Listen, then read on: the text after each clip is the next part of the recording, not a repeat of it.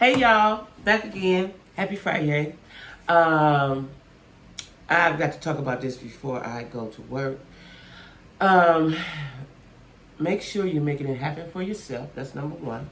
I got my t-shirt on today. Make it happen for yourself.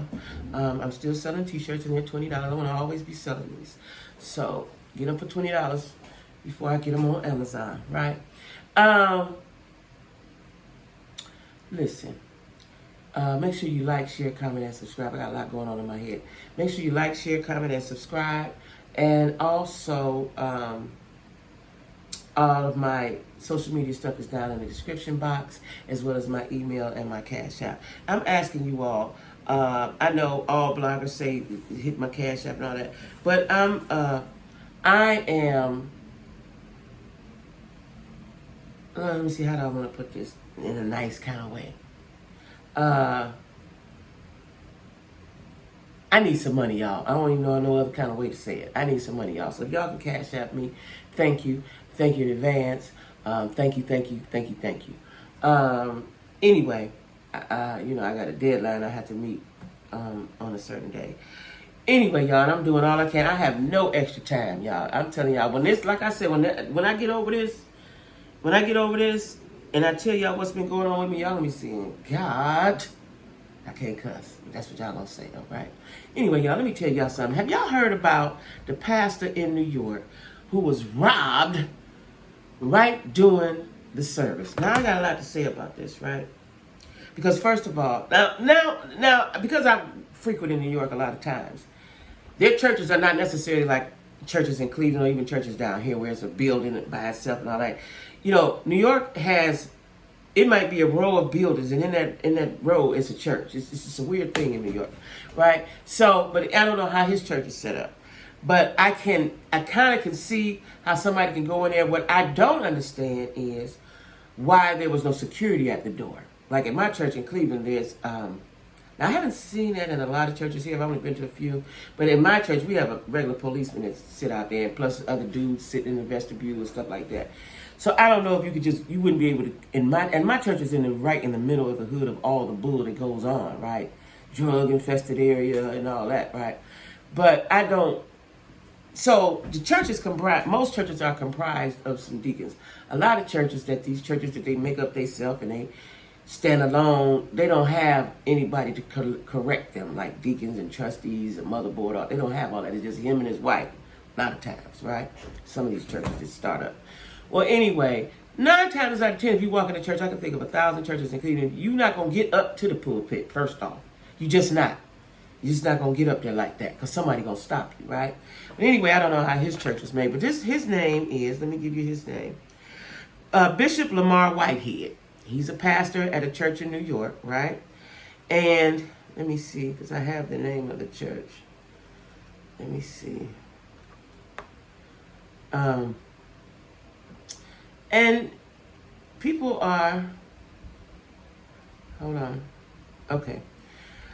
Now they're saying, now I watched the video, right? And it was the oddest thing because to me, you know, when he reacted a little funny to me, right? Let me see if I can find the name of his church. These lights are killing my eyes. Should have brought my glasses in here. Anyway, I can't find the name of his church right now. But it's in New York, right? And the robbers came in, walked right down the aisle, and pulled their pistols out, right? Now, and they put a pistol. We couldn't see that for whatever reason. I don't know why, because we were watching him, and then I guess whoever was videotaping ducked on the floor. I'm imagining, right? They put a pistol to his child's head, and let me see if this is it. Yeah. They put a pistol to the child's head. Yeah. Now, and they robbed him, right? And he had jewelry on. And this is what all the conversation is about. He had on one little Jesus piece, right?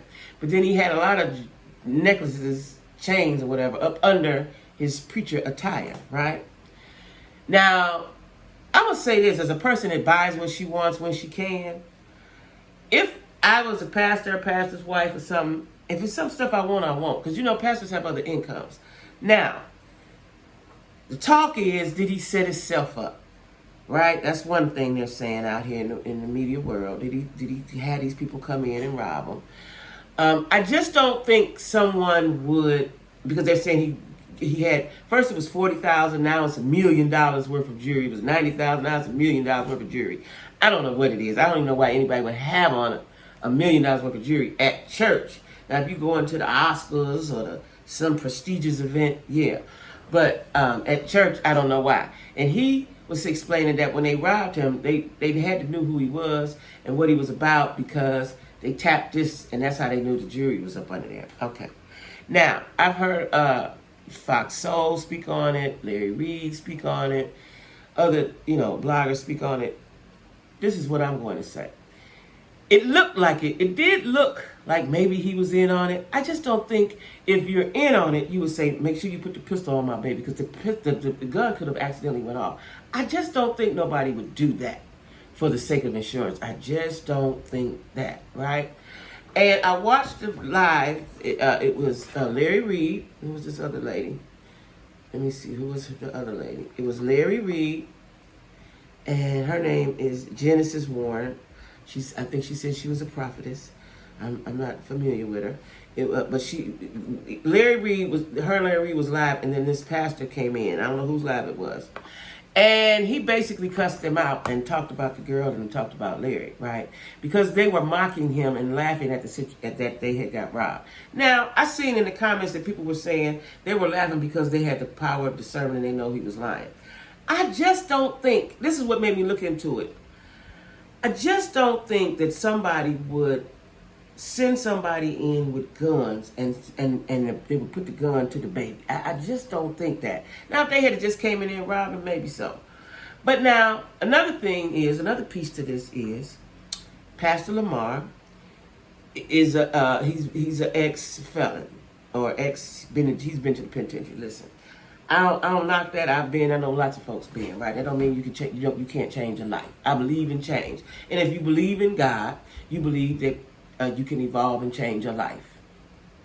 Okay, I'm not. They were trying to mock him because he's been in the streets. What always kills me about folks who ain't been in the streets or good church folks is they think that so you've been in the streets and so you're just a heathen for life. That ain't what that means. That means we're probably more aware of some things, right? And know how to move differently. But it doesn't mean that you're a heathen for life. That's not what that means, right? And me being a Christian woman, I have to look at things from all sides, right? And it really pains me when I see church folks who talking about folks like they ain't never did nothing wrong, right?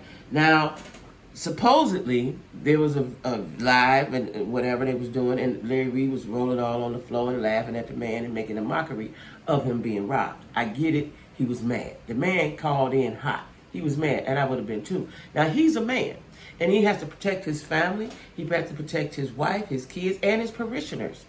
And in his mind, he probably feels like he failed, right? So for another man to make mockery, now listen, I don't know if Larry Reed is gay or not. He displays gay tendencies. He acts like, because the man was trying to talk to him, and then they were just making a mockery of it, and it went all bad, and the man cussed him out. He talked about the girl. He called her fat, Lady Genesis. He called Larry gay, but he didn't use that word. He used another word. And but I understand his anger. And I just don't want to believe that a man would play with his family for insurance money. I just don't. I don't. And I think that because he has been in the streets, he knows people and people know him and they know what he's about. Because he's well dressed, I seen a picture of him and he had on a whole Gucci suit. But there's a lot of folks that got Gucci suits, right?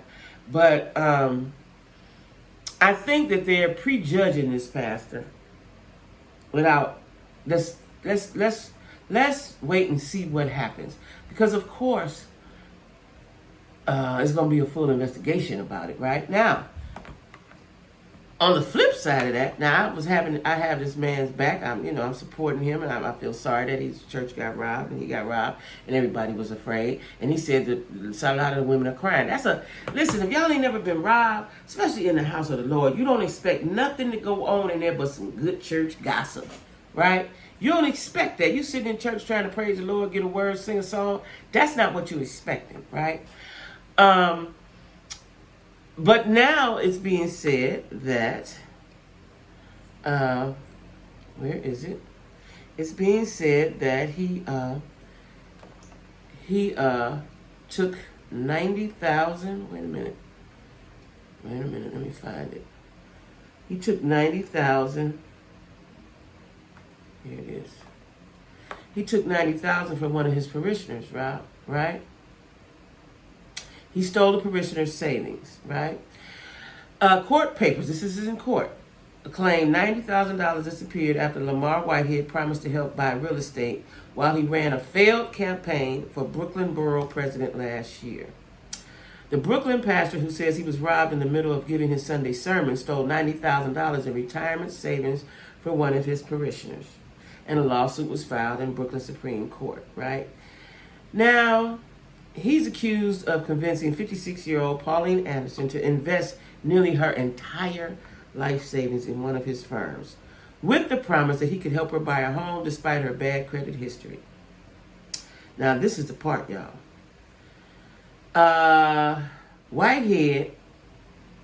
Anderson wrote Whitehead a $90,000 cashier's check in November 2020 and relied on him to give her $100 monthly allowances.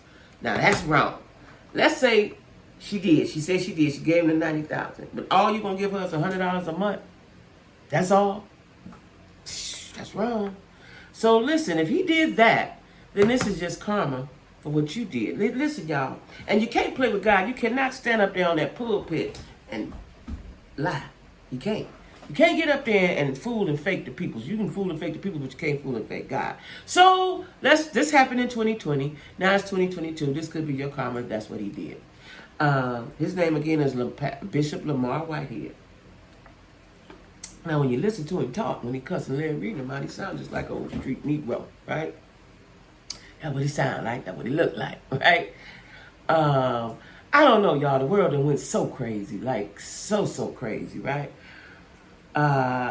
Again, I hope he didn't fake a robbery. But on the other hand, if you took 90,000 from somebody and didn't give them nothing, you gave them 100. Let's just say you took the 90,000. At least pay their rent and their bills and stuff every month. You don't just take their money and give them $100. Who lives off $100? Anyway, that's Bishop Lamor Whitehead. There's a video out on Larry Reed and everybody else's blog about where you could see the cuss out. You could see the live with Genesis, Larry Reed, and Bishop Lamor.